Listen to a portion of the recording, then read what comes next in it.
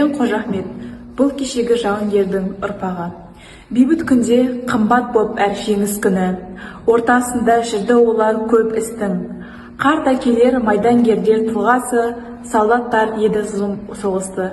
Жау тигенде бейбіт елге жасанып, сатпа тұрған жандар олар кеше анық. Жастық сәтін от шырпаған еске алып, сөйлейтінді жанарына жас алып. Жауынгер еді, бар еді айтып береді, сөздеріне отты жылдар дерегі. Алға бастап солар мінген кемені, енді олардың ұрпақтары келеді. Тітірентіп тыныштығын ғаламның, соғыс отты артық қалды алаң күн. Жас жауынгер қартқа айналды ізінде, ұрпақтарды келеді өсіп олардың.